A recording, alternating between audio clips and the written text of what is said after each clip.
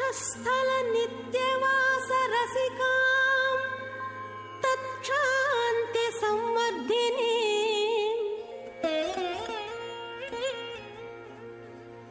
पद्मालंकृत पाणि पल्लवयुगां पद्मासनस्थां श्रियं वात्सल्यादि गुणोज्ज्वलां भगवती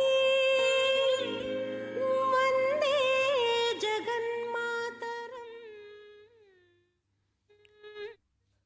ஓம் ஸ்ரீ பத்மாவதியை நமக. அன்போடு பார்த்தால் நீ ஆனந்த தீபம், சரணமடைந்து பார்த்தால் நீ முக்தி தீபம், கண்ணாலே பார்த்தால் நீ பேரழகு தீபம், மனதில் உன்னை பார்த்தால் நீ முத்தான தீபம், அறிவாலே பார்த்தால் அருள்ஞான தீபம், பணிந்து உன்னை பார்த்தால் நீ பக்தி தீபம். தீபலக்ஷ்மியே உன்னை போற்றுகிறோம். பக்தர்களே, இன்று வெள்ளிக்கிழமை. ஆகவே நமது ஸ்ரீ பத்மாவதி தாயாரை நாம் தீபலக்ஷ்மியாகவே தரிசிப்போம். அந்த தாயாருக்கு அவளது மணாளரான சீனிவாச பெருமானோடு நடைபெறுகிற நித்திய கல்யாண உற்சவம் இது. இதை தரிசித்து திவ்ய தம்பதிகளின் திருவருளை பெறுவதற்கு பக்தர்களை வரவேற்பது திருமதி டி.கே. லக்ஷ்மி கிருஷ்ண சுவாமி.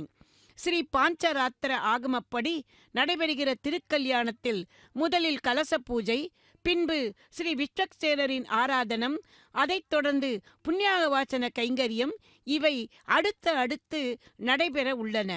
பக்தர்களே, தாயாரையும் எம்பெருமானையும் இருகரம் கூப்பி சேவித்து அந்த தாயாரின் திருவருளை பெறுவதற்கு பக்தர்கள் அனைவரையும் வரவேற்பது திருமதி டி.கே. லக்ஷ்மி கிருஷ்ண சுவாமி. தனலக்ஷ்மி, தானியலக்ஷ்மி, தராலக்ஷ்மியை நமோ நமக. நமஸ்தே அஷ்ட ஐஸ்வர்ய லக்ஷ்மியை மகாலட்சுமியை நமோ நமக. பக்தர்களே, அந்த ஸ்ரீ மகாலட்சுமியின் அம்சமே இதோ நமது ஸ்ரீ பத்மாவதி எனும் அலர்மேல் மங்கை தாயார்.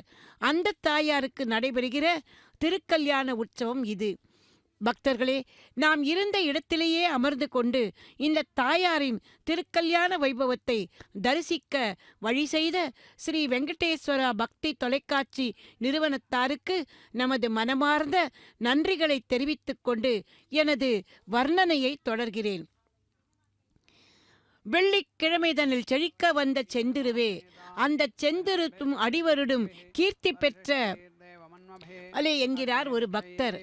பக்தர்களே, இன்று இந்த வெள்ளிக்கிழமையில் நாமும் அந்த செந்திருவான ஸ்ரீ மகாலட்சுமி தாயாரை நமது ஸ்ரீ பத்மாவதி தாயாரின் திரு உருவில் இப்போது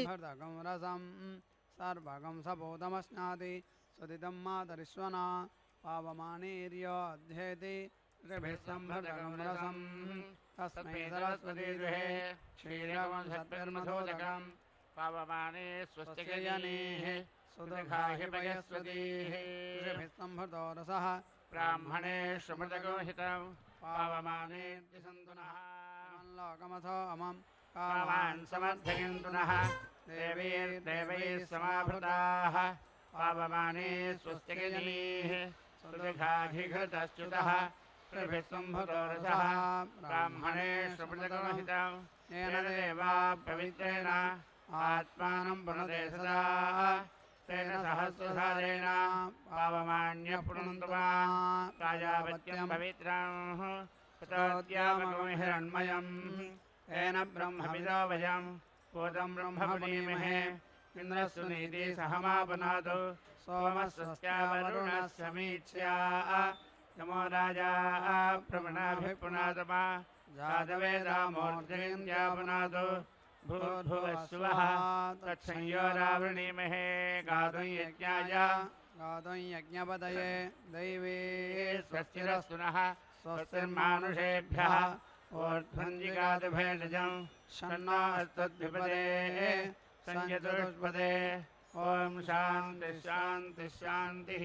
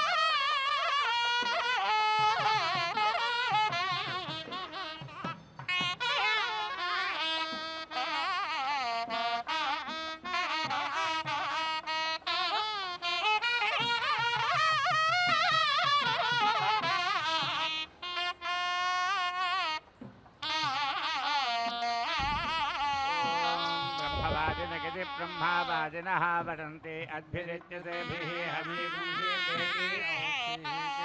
अपः इति ब्रह्मणा इति ब्रूयात् अद्भिरित्यतेभिः एव हवीगुंसि प्रोक्षतीति प्राउक्षति ब्रह्मणा अपः इद्मा परिहरिति इद्मा परिहृति उक्षति मेध्यं येवायन ते करोति वेदिं प्रेति उक्षति रक्षा वै एषा अलोमका अमेध्यायत् वेदिः मेध्यां येवायेन आं करोति दिवे त्वा अन्तरिक्षाय त्वा पृथिव्यै त्वा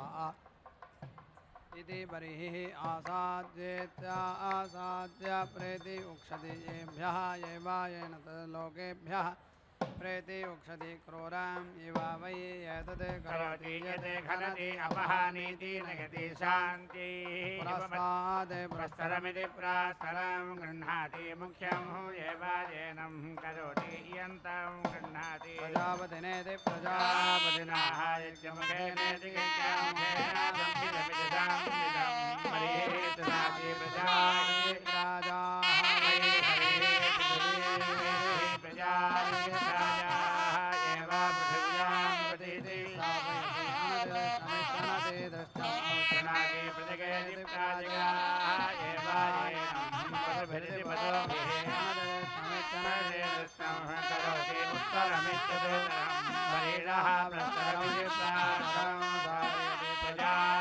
प्रजाः वै बलिः यजमानः प्रस्तरयति यजमानात् उत्तरमित्यदुत्तरम् करोति तस्माद् यजमानः यजमानात् उत्तरगित्यत् अन्तः दधाति व्यावृत्या इति वि आवृत्यै हविष्टमिति हविः एवायेनं सुवर्गमिति सुवहागं लोकं गमयति त्रेधा अनक्षेत्रयः इमे लोकाः येन ते लोकेभ्यः अनक्षेना प्रतीति शृणाति गते प्रतिशनि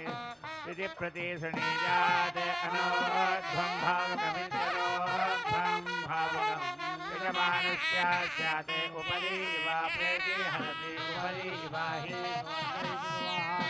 लोकः नीति गच्छति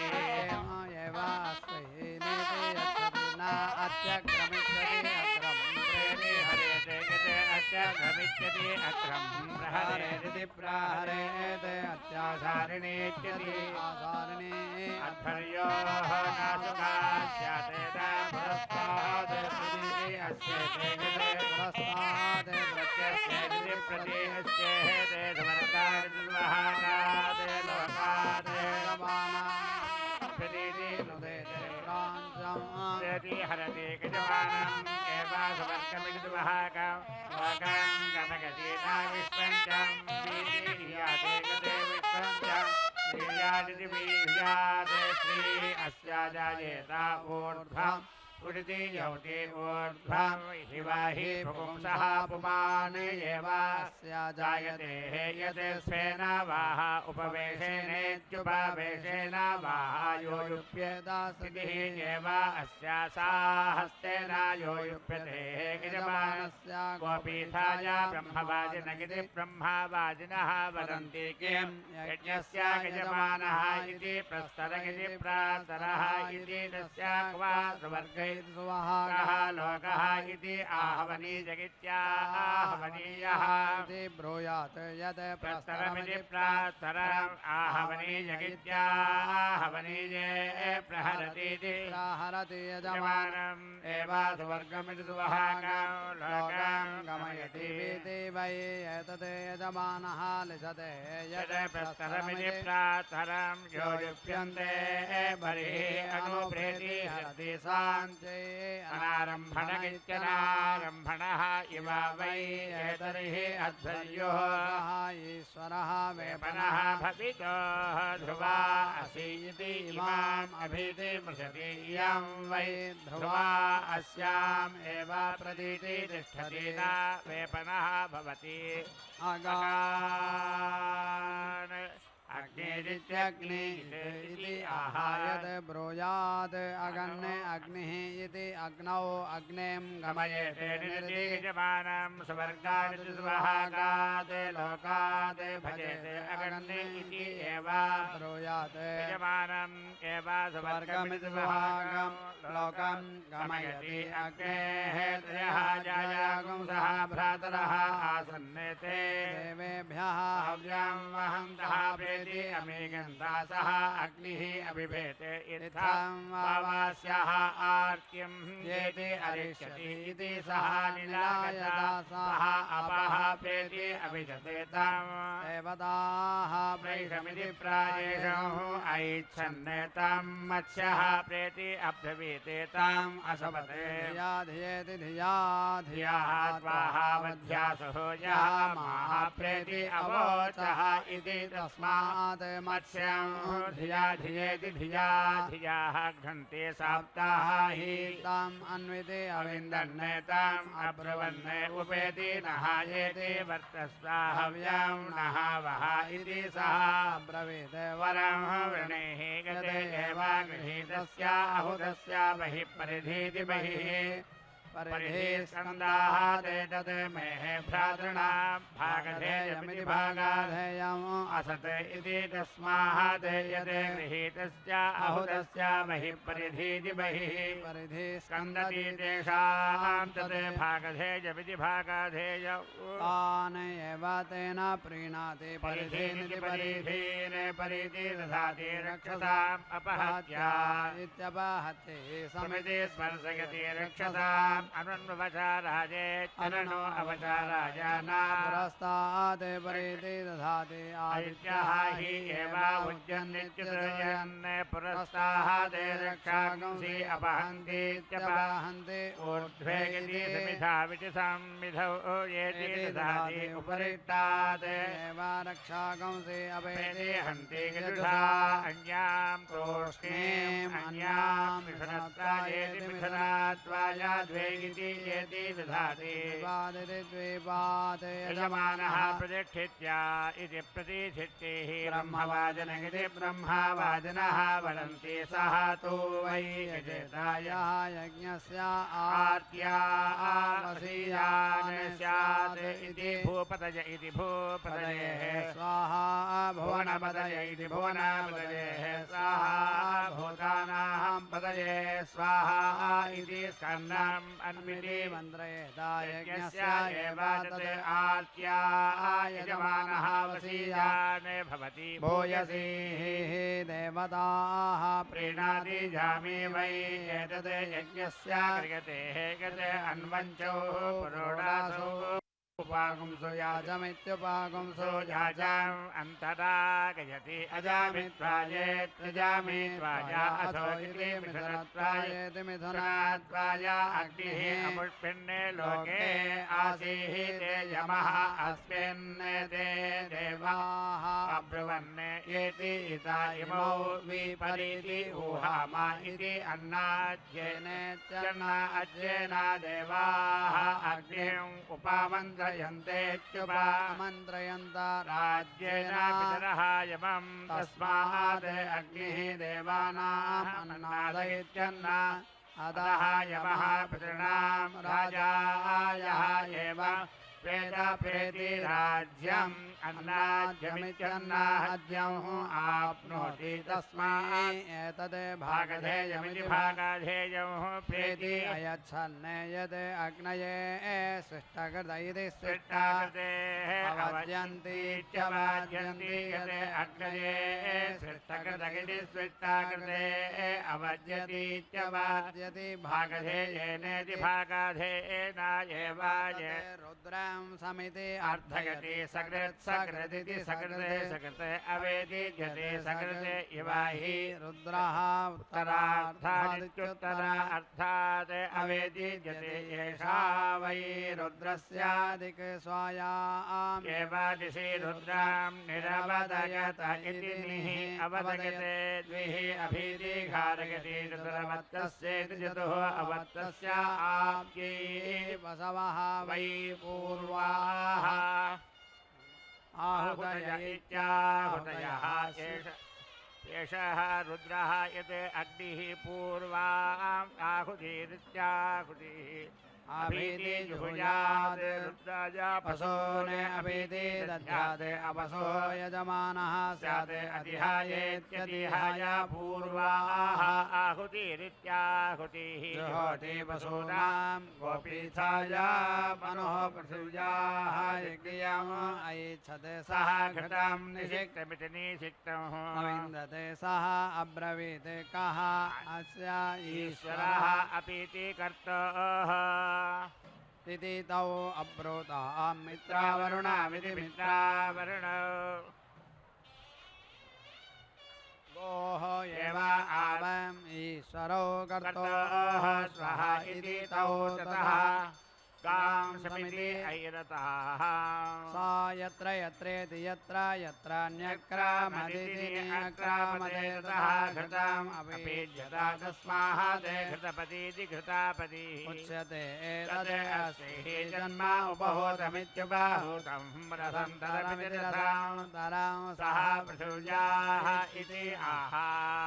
इयं वै रथन्तरमिति रथं तरम् इमाम्येव सः अन्नाध्येनेत्यन्नाद्येन वेदे क्वयते उपहूतमित्युपहूतं रसन्तरमिति वामदेव्यां सह अन्तरिक्षेण इति आह वसवः वै वामदेव्यमिति वामदेव्यां वसून एव सः अन्तरिक्षेण उपेति क्वयते उपहूतमित्युपहूतं बृहदे सह दिवा इति आह ऐरां वै बृहदे इराम् एव सह दिवा उपेति क्वयते उपहूता इत्युपहूताः सप्ताहोत्राः इति होत्राः एव उपेति क्वयते उपहूतेत्युपहूताः धेनुः सहर्षभेति सहर्षभा इति आह मिथुनम् एव उपेति क्वयते उपहूत इत्युपहूतः भक्षः सखा इति आह सोमपीठमिति सोमपीठम् एव उपेति क्वयते उपहूता इत्युपहूता हो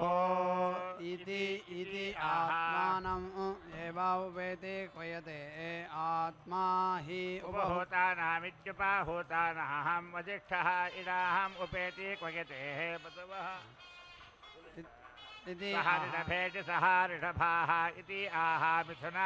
एव उपेति क्वयते उपहूत इत्युपहूता भक्षः सखा इति आह सोमपीठमिति सोमपीठम् एव उपेति क्वयते उपहूता इत्युपहूता हो इति आह आत्मानम् एव उपेति क्वयते आत्मा हि उपहूतानामित्युपहूतानाः वसिष्ठः इडाहम् उपेति क्वयते बसवः वै इडा पशून् एव उपेति क्वयते चतुः उपेति क्वयते चतुष्पादगिनि चतुःपादः हि पशवः मानवी इति आह मनुः हि एताम् अग्रे अपश्यते घृतपतीति घृतापतिः इति आह यद् एव अस्ति पदाद् घृतम् अपि तस्मात् एवम् आह मैत्रावरुणीति मैत्रावरुणी इति आह मित्रावरुणामिति मित्रावरुण येनां समैरयतामिति समैरयतां ब्रह्मा एव कृतमिति देवाकृतम् उपहूतमित्युपहूतम् इति आह ब्रह्मा एव उपेति क्वयते दैव्याः अध्वर्यवः उपहूता इत्युपहूताः उपहूता इत्युपहूताः इति मनुष्याः इति आह देवमनुष्यान् देवमनुष्यान् एव उपेति क्वयते ये इमं यज्ञम् अवाने ये यज्ञपतिमिति यज्ञापतिमुः वर्धाने इति आहा यज्ञाय च एवायजमानाय च आजितमित्याजितमुः एति शास्त्रेः उपहूते इत्युपहूते द्यावा पृथिवी इति द्यावा पृथिवी इति आहा द्यावा पृथिवी इति द्यावाः पृथिवी एवा उपेति क्वयते पूर्वजे इति पूर्वजे ऋतावरी इत्यर्थ वरिः इति आहा पूर्वजे इति पूर्वजे हि एते इति ऋतावरी इत्यर्थ वरिः देवी इति देवपुत्रे इति देवपुत्रेः इति आहा देवी इति हि एते इति देवपुत्रे इति देवा पुत्रे उपहूत इत्युपहूतः अयं यजमानः इति आहा यजमान एवा उपेति क्वयतेः उत्तरस्यामित्युत्तरस्यां देवयज्ञायामिति देवायज्ञाय उपहूत इत्युपहूतः भूयसि हविष्करण इति हविः करणे उपहूत इत्युपहूतः दिव्ये धामन्ने उपहूत इत्युपहूतः इति आह प्रजेति प्राजा वै पसवरेत्युतरा देवयज्ञेति देवायज्ञा पशवः भूयः विष्करणमिति हविः करणं सुवर्ग इति सुवहागः लोकः दिव्यं धाम इदम् असि इति यज्ञस्य प्रियं धाम उपेति क्वयते विश्वं अस्य प्रियम् उपहूतमित्युपहूतम् इति आह अचम्बट्कारमित्यचम्बटेकारम् एव उपेति क्वयते बसवः वैडा स्वयं एति दत्तेः कामं एव आत्मनः पशूनाम् एति दत्तेः नहि अन्यः कामं पशूनां प्रयच्छतीति प्रायच्छति वाचः पतये त्वाहुतम् प्रेति अस्यामि इति आह वाचः एव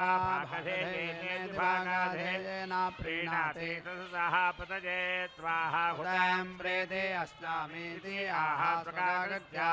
इति स्वगाकृते चतुरवत्तमिति चतुः अवत्तम् भवति हविः वै चतुरवत्तमिति चतुः अवत्तं पशवः चतुरवत्तमिति चतुः अवत्तं यत् होता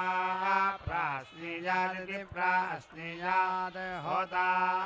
आर्तिं येति ऋच्छेते यत् अग्नौ जुहुयात् रुद्राय पशून् अपीति दध्यात् अपशो यजमानः स्यात् वाचः पतये त्वाहुतं प्रेति अस्यामि इति आह परोक्षमिति परः अक्षं एव येन ते जुहोतिर्सदः पतये त्वाहुतं प्रेति अस्यामि इति आह स्वगागत्या इति स्वगागत्येः प्रेति अस्यन्ति तीर्थे एव प्रेति अस्यन्ति दक्षिणां ददाति तीर्थे एव दक्षिणां ददाति वीति वै एतदे यज्ञम् छिन्दन्ति यद् मध्यतः प्राश्नन्तीति प्राश्नन्ति अद्भिरित्यतेभिः मार्जयन्ते आपः हि सर्वाः देवताः देवताभिः एव यज्ञं समिति तन्वन्ति देवाः वै यज्ञात् रुद्रम् अन्तः आयन्ने सह यज्ञम् अविध्यते तं देवाः अभिसमिति आगच्छन्ता कल्पतां नः इदम् इति ते अब्रुवन्ने स्वेच्छमिति सोऽष्टं वै नः इदं भविष्यति यत् इमं राजयिष्यामः इति तदेष्टकृतकृते स्वेष्टाकृतः स्वेष्टकृत्वमिति स्वेष्टकृते त्वं तस्य आविद्धमित्याविद्धं निरति अकृन्तन्नेयवेनासंमितमिति संमितं तस्मादेयवमात्रमिति यवमात्रम् अवेति जेते यते जायः अवद्येदित्यवाद्येते रोपयेते तत् यज्ञस्य यते उपेति चात्रिणी जाते अभीति च घारयेते उभयतः सख्यस्वायीत्युभयतः सख्यस्वायी कुर्याते अवदायेत्यवदाय अभीति घारयतीभिः सविति पद्यते द्विपादिद्वीपाते यजमानः प्रतिष्ठित्या इति प्रतिष्ठितिः यते तिरस्कीनम् अतिहरेदित्यतिहरेत् अनभिविद्धमित्यनभिविद्धम् अभिविद्धं यज्ञस्याभिति विद्येते अग्रे नापरेति हरति तीर्थेन एव परीति हरति तत् पोषणे परीति अहरन् तत् पोषा प्रास्येति प्रास्या ततः अरुणते तस्मात् पूषा प्रविष्टभाग इति प्रविष्टभागः अदन्तकः हि तं देवाः अब्रुवन्नेपीति वै अयम् आर्धि अप्रासित्र्य इत्यप्रासित्र्यः वै अयम् अभूत् इति तत् बृहस्पतये परीति अहरन् सः अभिभेदे बृहस्पतिः इच्छामावास्याः आर्तिमुयेति अरिष्यति इति सहायताम् मन्त्रम् अपश्यते सूर्यस्य स्वाहा चक्षुषा प्रतीति पश्यामि इति अब्रवीत् न हि सूर्यस्य चक्षुः किं च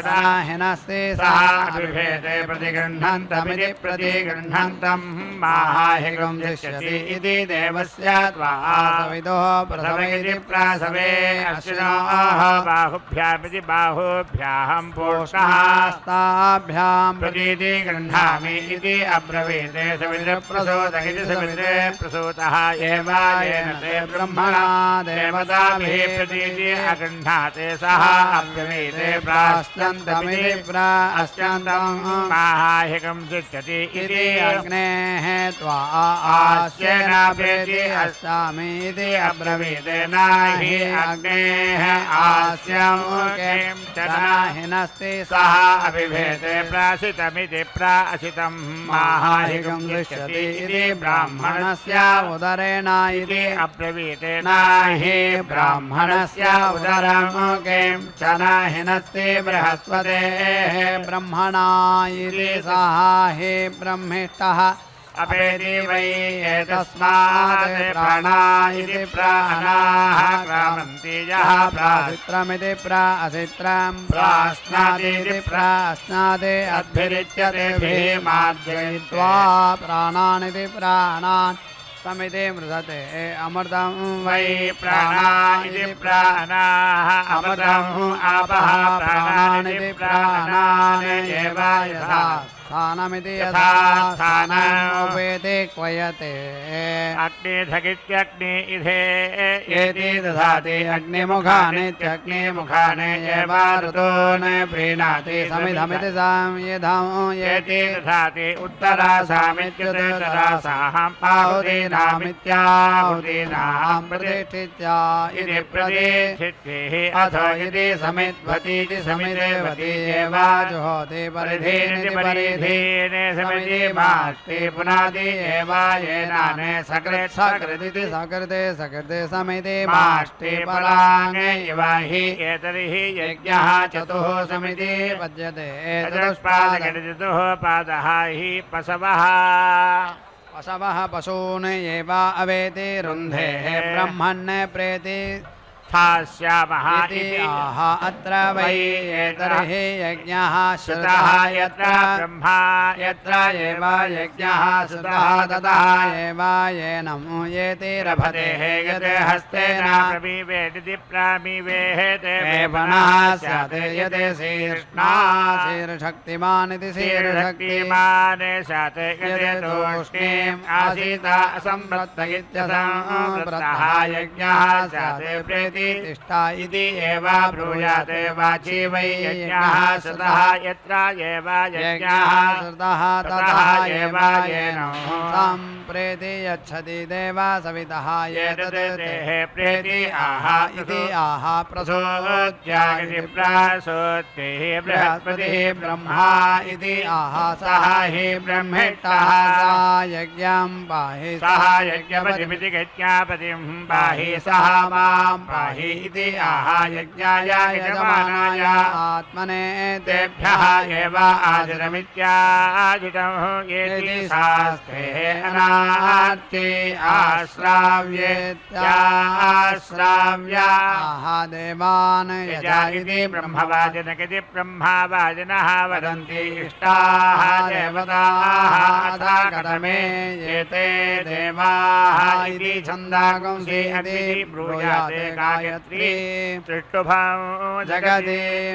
असोकिति खलु आहुः ब्राह्मणाः वै छन्दागंसि इति तान् एव तद् यजति देवानां वै अदिष्टाः देवताः आसन् अथ अग्निः नामुदिति अज्जलते तां देवाः आहुतिभिरित्याहुतिभिः अनुयाजेष्वित्यनुयाजेषु अन्विति अविन्दन् यते अनुयाजानित्यनुयाजान् यजति अग्निम् एव तत् समिति इन्द्रेः एतदुः वै नाम आसुरः आसीत् सः तर्हि यज्ञस्य आचरमित्याचरम् अवृङ्क्तायत् ब्रूयात् एतत्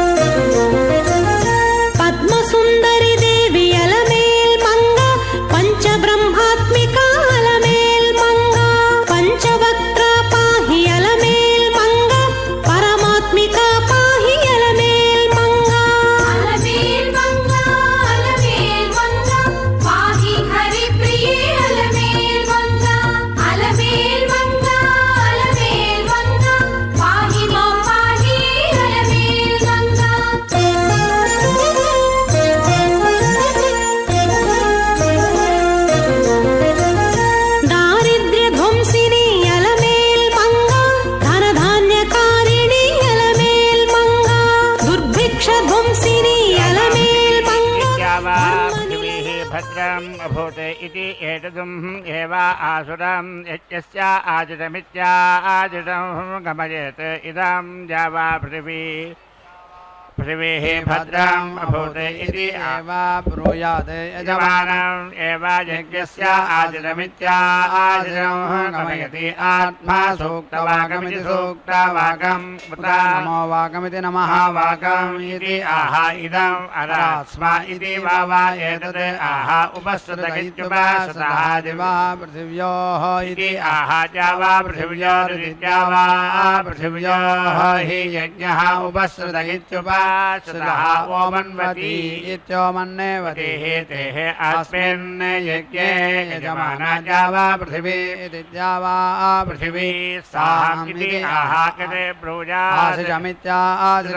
एव एताम् एति शास्तेः कते ब्रूयात् सोपावसानेति सोपावसाना च सुध्यवसानेति सु अध्यवसाना च इति प्रमायुक इति प्रामायुकः यजमानः स्यात् यदा हि प्रमीयत इति प्रामीयते अथ इमाम् उपावस्यतीत्युप अवस्यति सोपचरणेति चोपचरणा च सुधिचरणेति सु अधिचरणा च इति एव ब्रूयात् वरीयसीम् एव अस्मै गव्योतिम् एति शास्तेः न प्रमायुक इति प्रामायुकः भवति तयोः आविदीत्याविदि अग्निः इदम् अविहे अजुषता इति आहाजाः अजाक्ष्मा देवताः ताः अरिरधामा इति वावा एतत् आहायते न निर्दिशेदिति निहिदिशेत् प्रतिवेशमिति प्रतिवेशम् यज्ञस्य आसीरित्यासीः गच्छेते इति शास्तेः अयम् यजमानः असौ इति आहा निर्दिश्येति निहिदिश्य एव येनम् सुवर्गमिति सुभागम् लोकम् गमयति आयुः इति शास्तेः सुप्रजा त्वमिति सुप्रजाः त्वाम् एति शास्तेः इति इति आह आसुरमित्यासुरं येताम् येति शास्तेः सजातवनस्यामिति सजातवनस्याम् येति शास्तेः इति आह प्राणा इति प्राणाः वै सजाता इति सा जाताः प्राणानिति प्राणान् एव न अन्तः येति तद् अग्निः देवः देवेभ्यः वनते वयम् अग्नेः मानुषाः इति आह अग्निः देवेभ्यः वनुते वयं मनुष्येभ्यः इति वावायेतत् आह इह्या गतिः वामस्य इदं च नमः देवेभ्यः इति आह याः च एव देवताः यजति याः च न ताभ्यः एव उभयेभ्यः नमः करोति आत्मनः नाट्यै देवाः वै यज्ञस्य स्वकाकर्तारमिति स्वकाकर्ता न अविन्दन्ने ते संयमिति संयम बृहस्पत्याम् अब्रुवन् इमं नः यज्ञं स्वकेति स्वागा कुरु इति सः अब्रवीत् वरं वृणैः यत् एव ब्राह्मणोक्त इत्यब्राह्मण उक्तः अश्रद्दधान इत्यश्रद्दधानः यजातैः सामेः यज्ञस्य आशीरित्यासीः असत् इति तस्मात् यत् अब्राह्मणोक्त इत्यब्राह्मण उक्तः अश्रद्दधान इत्यश्रद्दधानः यजते संयमिति संयम एव तस्य बृहस्पत्या यज्ञस्य आशीरित्यासीः गच्छति एतत् मम इति अब्रवीत् किं मे प्रजाया इति प्रजायाः इति यः अपगुराता इत्यपगुरातैः सतेन जातगाते यः निहनदिति निहनति सहस्रेण जातगाते यः लोहिता करवते यावता प्रस्कद्येति प्रस्कद्य पाकुंसूरे सङ्गृह्णादिति सा गृह्णात् तावतः संवत्सरात् त्रिलोकमिति पितृलोकं न प्रेति जानात् इति तस्मात् ब्राह्मणाय न अपेति कुर्यात् न नीति हन्यात् न लोहितं कुर्यात् एतावताः येन सा भवति तद् संयोरिति संयोः इति वृणीमहे इति आह यज्ञम् एव तत् स्वकेति स्वागा करोति तद् संयोरिति संयोः इति वृणीमहे इति आह संयमिति संयम एव बृहस्पत्यां भागधेयेनेति भागधेयेनासमिति अर्थयति गातुं यज्ञाय गातुं यज्ञपतय इति यज्ञपतयेः इति आह आदिरमित्यादिरम् एव एताप्येति शास्त्रेः सोमं यजति रेतः एव तत् दधाति त्वष्टारं यजति रेतः एव हितं त्वष्टाः रूपाणि करोति देवानां पत्नीः यजति मिथुनत्वायेति मिथुनत्वाया अग्निं गृहपतिमिति गृहपतिं यजति प्रतिष्ठित्या इति प्रतिष्ठित्यैः जामि वै एतद् यज्ञस्य क्रियते यत् आज्येन प्राजा इति प्रायाजाः युज्यन्ते आज्येन पत्नी संयाजा इति पत्नी संयाजाः अनोच्येत्यनोच्य पत्नी संयाजा नामिति पत्नी संयाजानाहं ऋचा यजति अजामित्वाजेत्यजामित्वाजा अथो इति मिथुनत्वाजेति मिथुनत्वाया पङ्क्तिप्रायण इति पङ्क्ति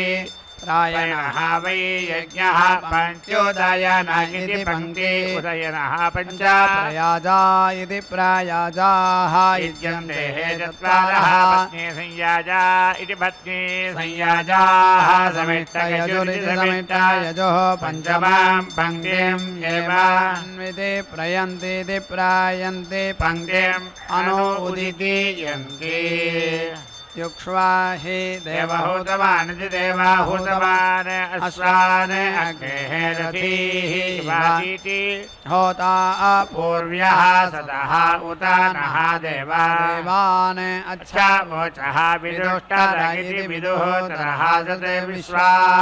वार्याः कथितं यद् यविष्ठा सहसः सूनोः आहुतेत्याहुता ऋता वेद्यता वाहा यज्ञियः यः भुवः अयम् अग्निः सहस्रिणः वाजस्य सतिनः पतिः मूर्धा कविः ऋगीणां तं नेमिं नृभवः यथाः येति नमस्व सहोतिभिरिति सहोतिभिः नेदियः यज्ञम् अङ्गिरः तस्मै नूनाम् अभिद्यव इत्यभिद्यवे वाचा विरूपेति विरूपानित्यजा वृणे चोदस्वा सुट्टुतिपिचिरुच्युते ओस्मिते अस्यासेन जा अग्नेः अपाकचक्षस इत्यपाकचक्षसः पणिं गोषोतरामहे एमानः देवानाः प्रश्नातीरिति प्राश्नातीः इव उष्टाः कृसाम्नाः सहो अग्निजाः मानः समस्यादोढ्यः परिद्वेषस इति परिद्वेषसः अगौहतिः ऊर्मिः नामं यदि वधीते नमः तेः अग्नेः ओजसे गृह्णन्ति देवा दृष्टयः अमैः अमित्रं अर्धया कविते स्मृतिनः कविष्टय इति गो इष्टये अग्नेः संवेशिष इति संवेशिषः रयेम् उरुकृधित्युरुकृधो उरुणः कृधिमानः अस्मिन् महाधन इति महाधने परेति वर्गे भारभृदिति भाराभृत् यथाः संवर्ग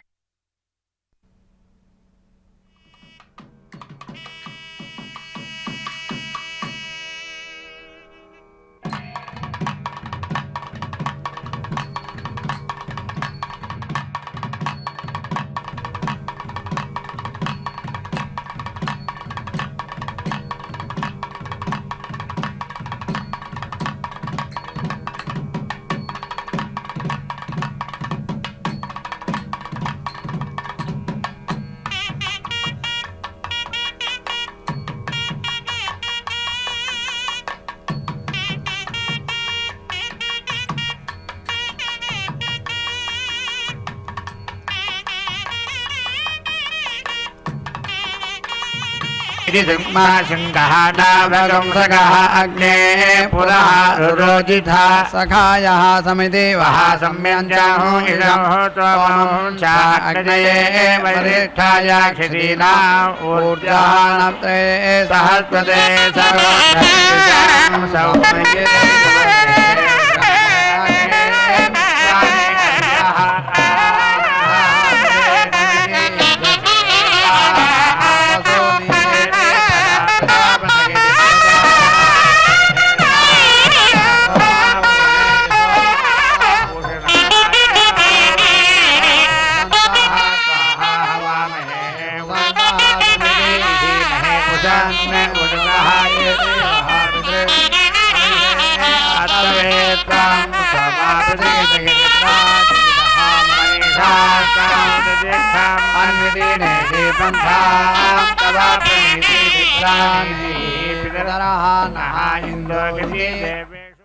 வெள்ளிக்கிழமைதனில் செழிக்க வந்த செந்துருவே, அந்த செந்துரு நும் அடிவருடும் கீர்த்தி பெற்ற திருமாலே என்கிறார் ஒரு பக்தர். பக்தர்களே, இன்று இந்த வெள்ளிக்கிழமையில் நாமும் அந்த செந்துருவான ஸ்ரீ மகாலட்சுமி தாயாரை ஸ்ரீ பத்மாவதி தாயாரின் திருவுருவில் சேவித்துக் கொண்டிருக்கிறோம். அந்த தாயாருக்கு நடைபெறும் திருக்கல்யாணத்தில் இப்போது தாயாருக்கு சமர்ப்பிக்க இருக்கும் அந்த திருமாங்கல்யத்தை மங்கள நீரில் சுத்தி பண்ணி அர்க்கியம் பாத்தியம் ஆச்சமனம் போன்ற ஷோடச உபச்சாரங்கள் செய்து கொண்டிருக்கிறார் அர்ச்சக சுவாமி. பக்தர்களே, இன்னொரு பக்தர் தாயாரிடம் உரிமையோடு இப்படி கேட்கிறாராம். பார்ப்புகள் காவிரி பாயும் அரங்கத்தில் நாதன் அடிவருடி நீ களைத்தனையோ, நாற்கரன் அழகினில் நினை மறந்தனையோ, நாரணன் மார்பினில் நீ துயின்றனையோ, என்னிடம் ஏனிந்த பராமுகம் என்று தாயாரையே கேள்வி கேட்கிறார். பக்தர்களே, நாம் எல்லோரும் அவளுடைய குழந்தைகள். குழந்தைகளுக்கு தங்கள் தாயாரிடத்தில் எதையும் கேட்கும் உரிமை உண்டல்லவா? அது மட்டுமல்ல, ஏதாவது தவறு செய்துவிட்டால் கூட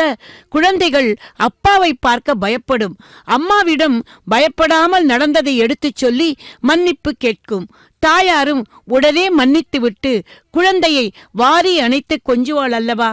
தாயின் வாத்சல்யம் அப்படி. ஒரு தாய் பசு தன் கன்றியிடம் காட்டும் அப்படிப்பட்ட தன்மை. அதுதானே நமது பத்மாவதி தாயாருக்கும் உள்ளது. நாம் திருமலை யாத்திரை வரும்போது முதலில் இந்த திருச்சானூருக்கு வந்து தாயாரிடம் நமது மன பாரத்தையெல்லாம் கொட்டிவிட்டு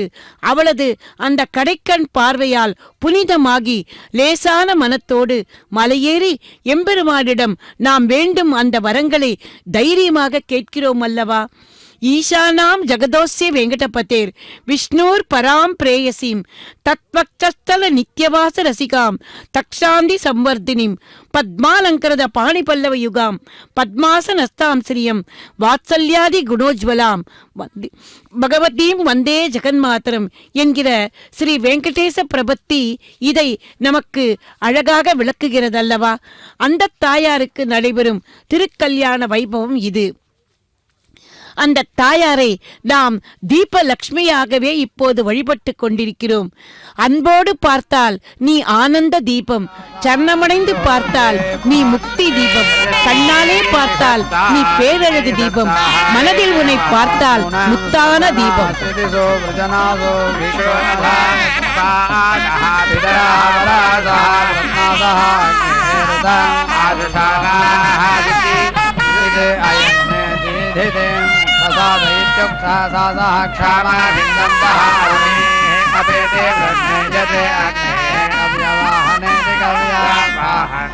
श्रेयो वसीय आयत् सम्भूतं भूतं चित्रकेतुः प्रभानाभां सम्भाय ज्योतिष्पाकस्तेजस्वानादभक्तिस्तपन्नभितपन्ने रोचनो रोचमानस्य धनस्य भवान कल्याणः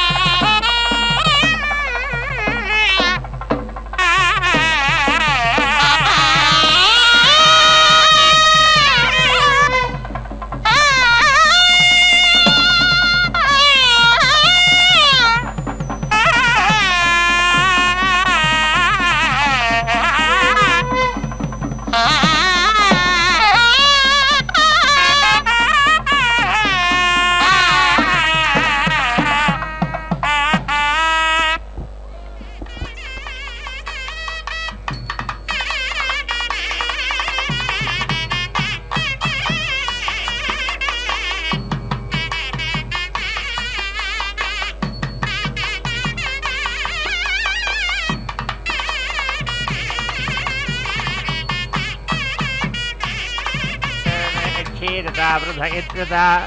प्रति च हव्यानि वक्ष्यसि देवेभ्यः च पितृभ्यः पितृभ्यः त्वम् अग्निः जातवेद इति जातवेदः अवारे हव्यानि सुरभीनि कृत्वा प्रेति अदाः पितृभ्यः इति पितृभ्यः स्वधयेति स्वाधयाते अक्षन्ने अद्भित्वां देवा प्रगतेति प्रायताः हविगंसि मातली कव्यैः यमः अङ्गिरभिरित्यङ्गिरभिः बृहस्पतिः ऋक्वभिरित्रिक्वभिः वावृधानः याने च देवाः वावृधो ये च देवान् स्वाहा अन्ये स्वाधयाः अन्ये मदन्ति यमां यमाप्रस्तरमिति प्रास्तरं येतिः सीता अङ्गिरभिरित्यङ्गिराभिः पितृभिः संविधानमिति संविधानः येति स्वाहा मन्त्राः कविशस्ते इति कविशस्ताः वहन्तो येन राजन् हविषा पादकस्वा अङ्गिरभिरित्यङ्गिरभिः येभिः यमा वैरूपैः इह पादकस्वा विवस्वन्दौः यः पिता तेः अस्मिन् यज्ञे बर्हिषद्येति सद्या अङ्गिरसः कः पितरः नवग्वाः अथर्वाणः भृगवः सौम्यासः तेषां वयौ सुमताविति सुमतौ यज्ञानाम् अपीति भद्रे सौमनसे स्यामा सुसुक्मन्ताधियसानस्य सक्षणि वरेभिर्वरागो अभिषुप्रसीदता अस्माकमिन्द्र उभयं जुजोषति यत्सौम्यस्यान्धसो विबोधति अनृक्षरार्जवस्तन्तु पन्थायेभिः सखायो यन्ति नो वरेयम्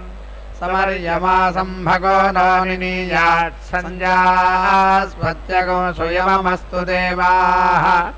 अभ्रातृघ्नीं वरुणापतिघ्नीं बृहस्पते इन्द्रापुत्रघ्नीं लक्ष्मीन्दामस्ति सविदस्सुवा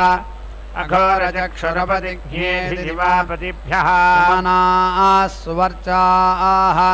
देवसोर्देवकामास्य नासन्ना भवद्विपदे संयतुष्पदे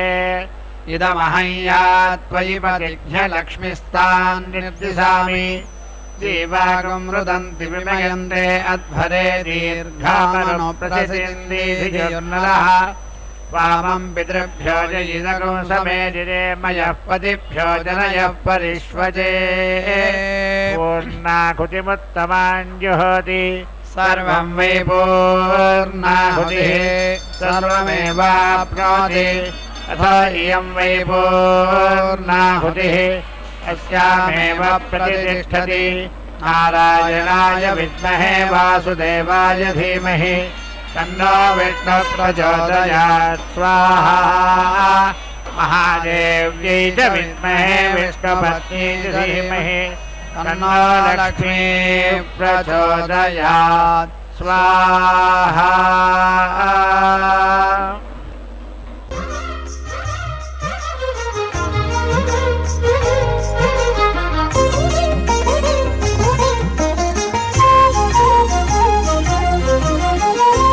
కలకల నవ్వుతోడ కలికి చూపులతోడ కలకల నవ్వుతోడ కలికి చూపులతోడ అలబలములు చేసిని అలమేలు మంగా కలకల నవ్వుతోడ కలికి చూపులతోడ అలబలములు చేసిని అలమేలు మంగా కలకల నవ్వుతోడ కలికి చూపులతోడ అలబలములు చేసిని అలమేలు మంగా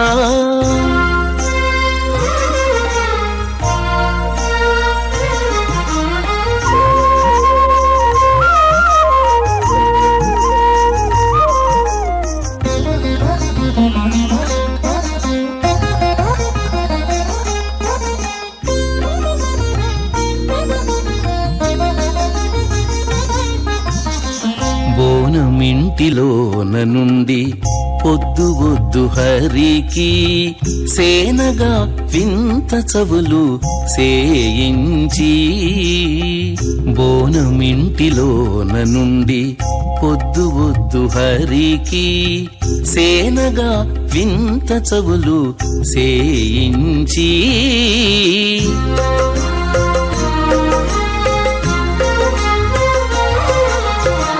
తానే వడ్డించేనంట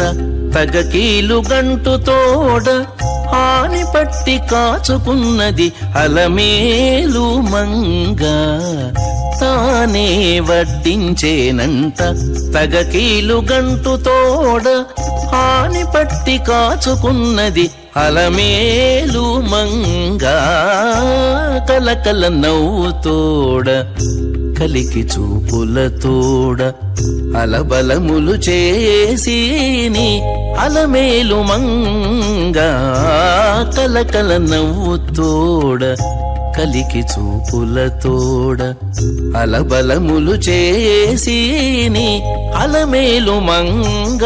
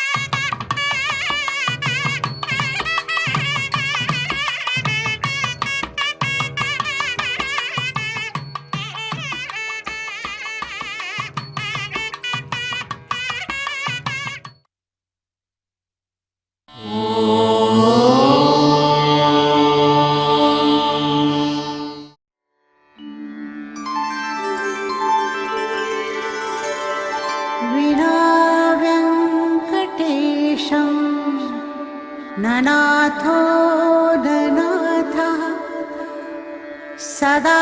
वेङ्कटेशं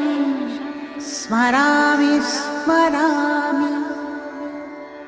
हरे वेङ्कटेश